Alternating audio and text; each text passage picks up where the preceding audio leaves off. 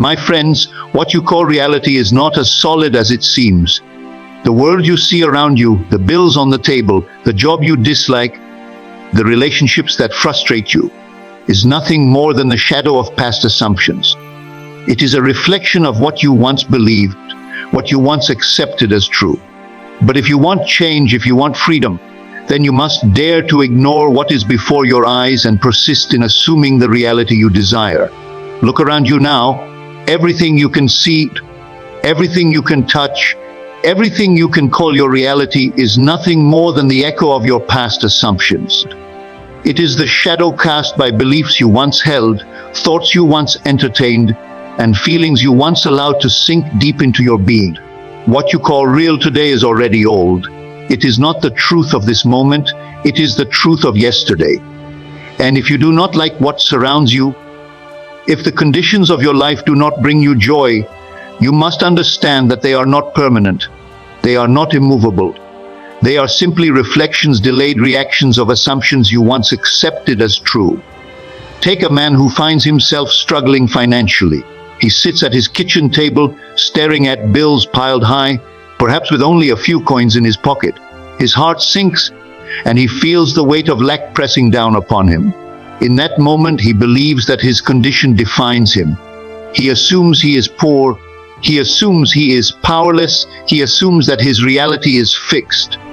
But what he does not realize is that this scene is not the beginning of his story. It is the end of an old one. It is the fruit of seeds he planted long ago in the soil of his imagination. Every outer fact is born first as an inner assumption. You may think you live in a world of external events, but you do not. You live in a world of crystallized beliefs. What you assume about yourself, what you assume about life, what you assume about others, this is what hardens into fact. If you want to change the facts, you must first change the assumptions. The world outside cannot alter until the world inside is rearranged. Let me tell you a story of a woman who once came to me, burdened with a sense of failure. She had been overlooked for promotions year after year, always passed by, always ignored. She said, "It doesn't matter how hard I work, no one ever notices me. I guess I'm just invisible." That was her assumption. I am invisible. I am overlooked. I am not worthy of recognition. And life faithfully reflected it back to her. It wasn't the competence of her work that mattered. It was the conviction of her belief. I told her to dare to assume differently. I asked her to stand in front of her mirror each night and see herself as a woman of value, to hear the voices of her superiors praising her, to feel the joy of being recognized and rewarded. She resisted at first, for her reality seemed to shout the opposite. But she pressed on. She began to treat her assumption as though it were already fact, and slowly she carried herself differently. Her colleagues noticed. Within months, not only was she promoted, but she was sought after for new projects, invited into rooms she once thought close to her. The outer world bent to the inner change. This is the truth. The world is not your master, it is your servant. It does not command you, it obeys you. It obeys the convictions you carry, whether you are aware of them or not. Every limitation you accept as unchangeable, every condition you resign yourself to, is nothing more than a reflection of an inner state. If you change that state, the condition must eventually dissolve and rearrange itself. Think of a mirror. You stand before it frowning, unhappy with what you see. Would you reach out and try to rearrange the reflection? Would you paint over the glass or attempt to force the image to smile? Of course not. You know that the only way to change the reflection is to change yourself. The same law applies to life. The outer world is the mirror. The inner world is the source. If you do not like the picture reflected back to you, change the picture you are holding within. Yet many refuse to accept this. They cling to facts as though they were chains of iron, unbreakable and final. A man loses his job and declares, "This is my fate, I am ruined." He does not realize that this condition is only the residue of an old assumption, and that by assuming differently, he can create new opportunities that seem to appear as if by chance. Another hears a doctor's report and takes it as a life sentence, never daring to assume the possibility of health. They forget that what is seen is temporary. And what is unseen, the world of assumption, is eternal and creative. Reality, as you call it, is slow. It lags behind. It does not instantly mirror the moment you assume something new, just as a seed does not instantly bear fruit when planted. But give it time, and it must appear. The poverty you see today is not proof of permanent lack. It is proof of a past assumption of lack. The sickness you see today is not evidence of eternal illness. It is evidence of an assumption once entertained. If you will dare to assume the opposite and persist in it, then your word must reflect it. Do not let your senses dictate your truth. Your senses show you only the result of old thinking. When the man with empty pockets dares to ignore what his eyes show him and begins to assume that he lives in abundance, when he feels the relief and joy of wealth even while his purse is empty, then he is planting the seeds of a new harvest. His outer reality may mock him at first. It may shout, "You are a liar! Look at the evidence!" But if he persists, life has no choice but to rearrange itself to match his new state of being. I remember a story of a man who was once homeless. Night after night, he would sleep on park benches, yet he refused to accept that as his truth. In his imagination, he lived in a comfortable apartment. He would close his eyes and see himself turning the key in the door, setting food on the table, lying in bed at peace. He ignored the cold bench beneath him and lived inwardly in the warmth of his assumed reality. Within a year, opportunities arose, a job offer, a friend who connected him with housing, doors that opened seemingly out of nowhere. But they were not out of nowhere. They were out of the unseen, summoned by assumption. You see, the world cannot resist the inner state you persist in holding. It must mirror it. And this is why you must learn to ignore your present reality when it does not align with your desire. To give your attention to it, to bow before it, is to water the seeds of the past. To assume boldly, to persist in the unseen, is to plant new seeds that must, in their time, bear fruit. So I ask you now, what are you assuming about yourself? Are you assuming that you are stuck, powerless, destined to repeat the same patterns? Or are you daring to assume that you are free, provided for, loved, and capable of achieving all you desire? For your answer will not remain hidden. It will walk out into your world, take shape in your experiences, and stand before you as fact. Ignore the shadow that calls itself reality. It is not your master. It is not the truth.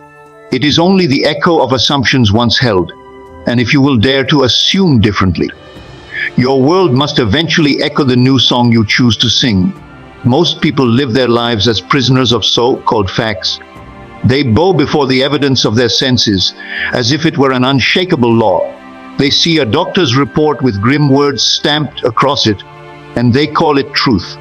They open a bank statement showing lack and believe it is their destiny. They receive a rejection letter and declare that doors are closed forever. They mistake appearances for reality. They mistake shadows for substance. And because they do, they remain bound to a cycle of repetition, living the same story over and over again. But facts are not the final word. Facts are nothing more than frozen fragments of the past. They are pictures of yesterday, hardened into form.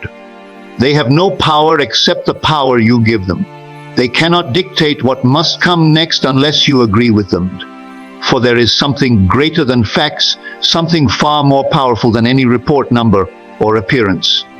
That something is your imagination.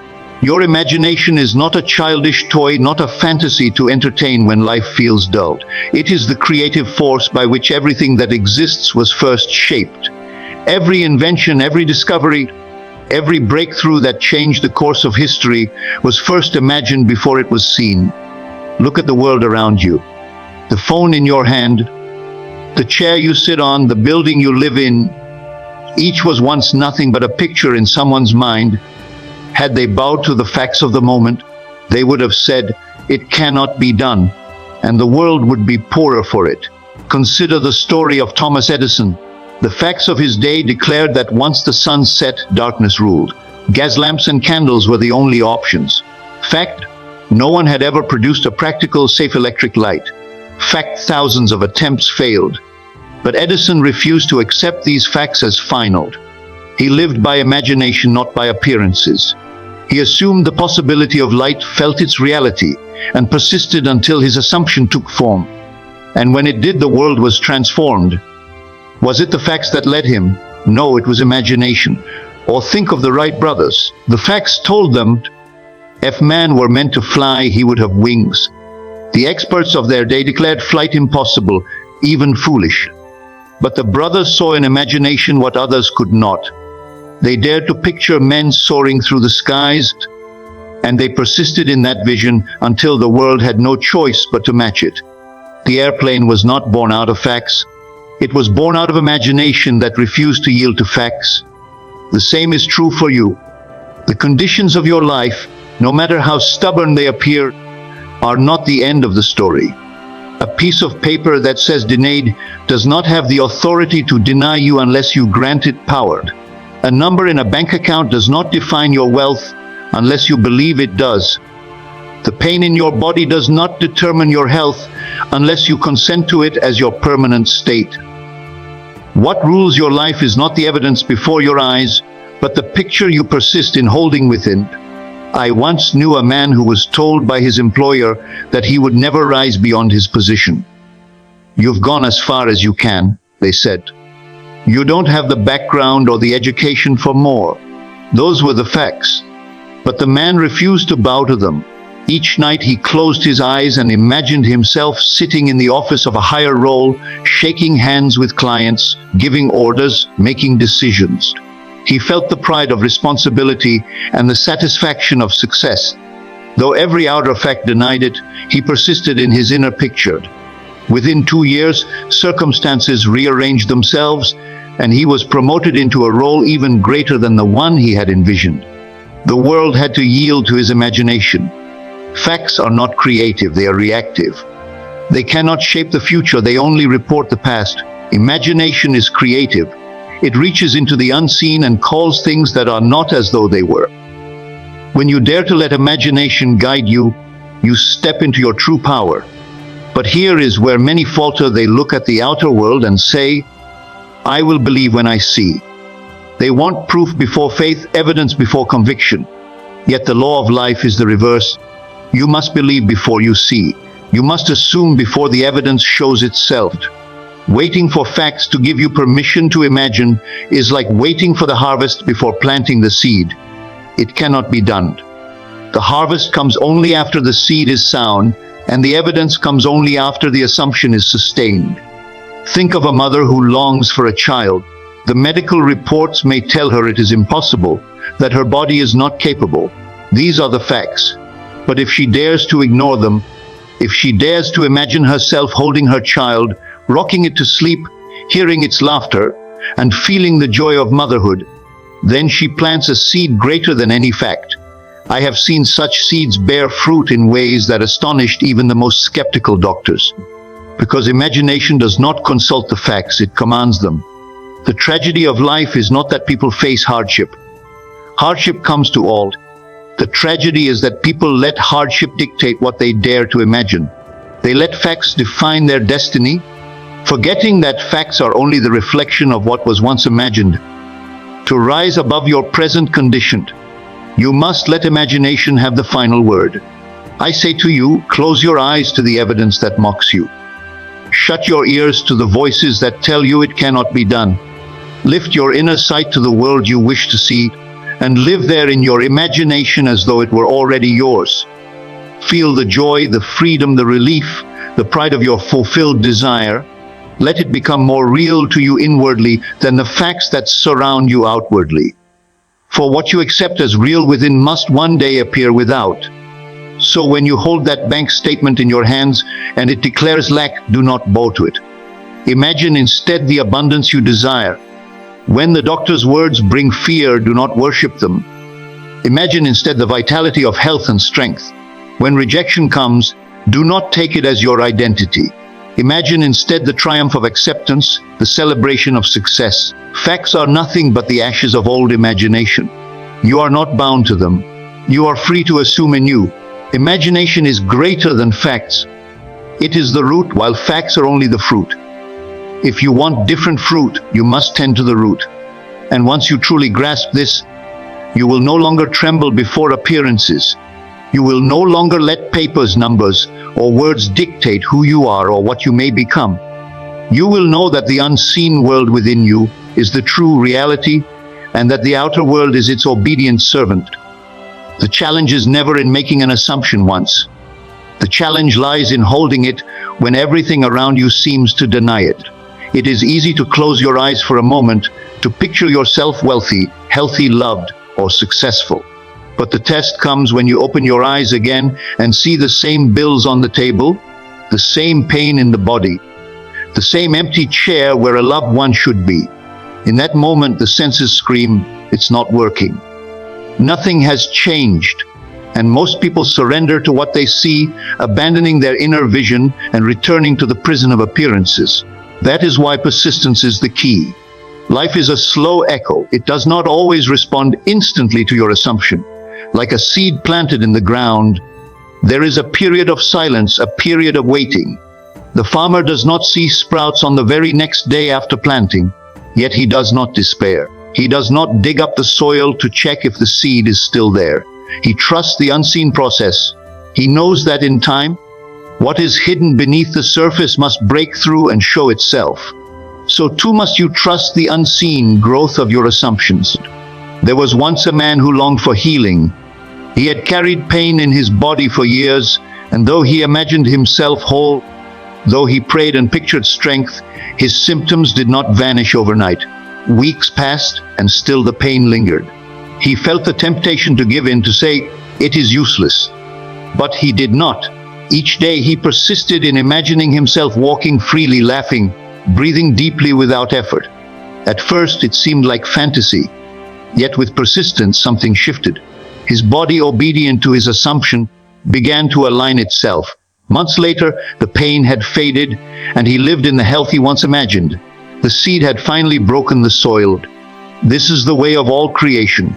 You must persist in your assumption until it hardens into fact. The world may resist at first, for old patterns linger. But do not let the delay deceive you. Just because you cannot see movement does not mean nothing is happening. The most important growth often occurs where the eye cannot yet reach. Consider the story of Colonel Sanders, the founder of Kentucky Fried Chicken. At 65 years of age, he found himself broke, living off a small monthly pension with nothing but a recipe for fried chicken. Fact, he was too old. Fact, he had no money, no resources, no opportunities. Yet he persisted in assuming that his recipe could succeed. He knocked on doors, over 1,000 of them, hearing rejection after rejection. But he did not stop, he persisted. Finally, someone believed in his idea, and the rest is history. Today, his name and restaurants are known worldwide. Had he surrendered after the first few failures, the story would have ended in obscurity. Persistence turned his assumption into reality. This same principle applies to you. The moment you assume your desire fulfilled, you plant a seed. If you persist, no matter how barren the soil may appear, no matter how silent the field may seem, it must eventually bear fruit. The only way to fail is to stop tending the seed, to dig it up with doubt, or to abandon it in despair. Persistence is not blind stubbornness, it is faith in action. It is the quiet conviction that what you have assumed is more real than what your senses display. It is looking at the barren ground and declaring, "The harvest is coming." It is walking through the valley and saying, "I am already on the mountain." It is feeling the joy of fulfillment even in the midst of lack. I knew a young woman who longed for love but had endured heartbreak after heartbreak. She told me, "It's useless. No one ever stays. Everyone leaves me." That was the assumption she carried, and life, faithful to her belief, reflected it again and again. I asked her to persist in assuming something new, to close her eyes each night and feel the warmth of being loved, to imagine her partner holding her hand, to experience in imagination the security and joy of companionship. At first it felt hollow. She said, "But it's not true." And I reminded her, "It becomes true if you persist." So she continued. She lived each night in her assumed reality. Months later, she met someone who treated her with the love and devotion she had longed for. They married, and years later, they are still together. She persisted when appearances mocked her, and life had no choice but to align. The world tests your persistence not because it wishes to deny you, but because old assumptions cling to form. Like smoke that lingers in a room after the fire has been put out, the remnants of past beliefs may hang around for a time, but if you refuse to inhale them, if you open the windows of imagination to a fresh breeze, eventually the smoke clears and only the new fragrance remains. It is persistence that separates those who change their world from those who remain bound by it. Anyone can imagine wealth for a moment. Anyone can picture success once. But the one who persists in the assumption of wealth while staring at poverty, the one who feels success while surrounded by failure, the one who knows love inwardly even while outwardly alone, this is the one who compels reality to yield. Do not be deceived by time. Time is not your enemy. Time is the servant that delivers to you what you persist in holding within. Some seeds sprout quickly, others take longer to push through the soil, but each one bears according to its nature. If you persist, your harvest is sure. So when the voice of doubt rises up, saying, "Look, nothing has changed," you must answer it with quiet strength. I know my seed is growing. I know my assumption is alive. And when discouragement whispers, "It's useless," you must reply, "It is already done." For the unseen is the source, and the seen is the echo. If you persist in the unseen, the seen must follow. This is why persistence is the true test. It is not about a single moment of faith, but a sustained conviction, a steady refusal to bow to appearances. Persist, and what now seems impossible will one day stand before you as undeniable fact. Persist, and the world that mocked you will marvel at the transformation. Persist, and your assumption will not remain a dream, but will walk out into the light of day, clothed in the flesh of reality. The world you see around you is nothing more than a mirror, faithfully reflecting the state you carry within. It has no power of its own, no will, no authority apart from the assumptions you impress upon it. People call life unfair, they complain of bad luck, they blame others for their misfortunes. But in truth, the world is neutral. It does not play favorites. It simply reflects back to each man and woman the image they hold of themselves. If you change the picture within, the reflection without must follow. Look closely at your life, and you will find that it bears the unmistakable imprint of your inner state. If you believe people are unkind, you will encounter cruelty everywhere. If you assume you are invisible, life will pass you by as though you do not exist. If you feel that opportunities never come your way, you will find doors closed again and again. And yet, if you shift that inner state even slightly, if you assume that people are helpful, if you carry yourself as worthy of attention, if you believe opportunities seek you out, the mirror of life will rearrange itself to prove you right. I once knew a woman who constantly lamented that she was overlooked in every area of life. At work, she was passed over for promotions. In relationships, she was ignored. Even among friends, she felt invisible. She came to me in tears, convinced that life had conspired against her. But I asked her one simple question: "What do you believe about yourself?" She paused and admitted, "I feel invisible. I feel unworthy. I feel like I don't matter." And there it was, the cause of all her experiences. The outer world had no choice but to mirror the state she carried inside. I encouraged her to dare to assume differently. Each day she told herself, "I am seen, I am valued, I am important." At first the words felt foreign, even false. But she persisted until the feeling of worthiness began to grow within her. She carried herself differently. She spoke with more confidence. She looked people in the eye instead of lowering her gaze. And soon the world responded. She was given recognition at work, invited into circles she had once been excluded from, and eventually offered a leadership position she had never dreamed possible. Her reflection had changed because she changed the state she lived in. Life is always reflecting you to yourself. If you do not like the reflection, it is futile to smash the mirror. You must change the image that the mirror reflects. Just as you would not blame the glass for showing you a frown when you are scowling, you cannot blame life for showing you lack when you are inwardly steeped in thoughts of poverty. The mirror is innocent. It only does what it was made to do, reflect. I remember a man who believed that everyone was against him. He carried a chip on his shoulder wherever he went. He was suspicious of kindness, quick to take offense, certain that others were always plotting his downfall. And of course, life complied. He met hostility in strangers, conflict in his workplace, and betrayal in friendships. He thought he was cursed when in reality he was cursed only by his own assumption. He lived in the state of, the world is against me, and the world, being a perfect mirror, obliged him. Contrast that with another man I knew, who assumed that people were kind and eager to help him. He would walk into a room smiling, expecting friendliness, and more often than not, he found it. When challenges arose, help seemed to appear out of nowhere. Strangers offered assistance, colleagues supported him, opportunities flowed toward him. It was not that the world treated him differently by accident. It was that he carried a different state within, and the mirror reflected it faithfully. This truth is both liberating and sobering. It is liberating because it means you are not the victim of circumstances beyond your control. You are not at the mercy of luck, chance, or fate. You can alter your life by altering your assumptions. But it is sobering because it means you cannot blame others for your condition. The world is only showing you yourself. If you are willing to change inwardly, the outer must change. Consider a man who feels trapped in poverty. He looks at his paycheck and despairs, convinced he will never escape.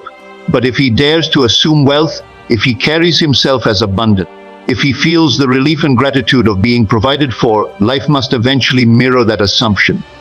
At first it may be small, an unexpected gift, a new opportunity, a chance meeting that opens a door. But as he persists, the reflection grows clearer and stronger until abundance is all around him. Or think of someone who feels unloved. She longs for companionship but tells herself, no one ever wants me. I am always left behind. With that assumption, she cannot see the love that does exist around her. Even when someone shows interest, she dismisses it, certain it cannot last. But if she shifts her state and begins to feel love, begins to assume that love is hers already, then love begins to reveal itself in the mirror of life. New people enter, relationships deepen, and soon the world reflects back the love she feels within. The power is always in the inner state. The mirror cannot create, it can only reflect. That is why so many people struggle endlessly, trying to rearrange the outer world without ever addressing the cause. They change jobs, but the same problems follow them.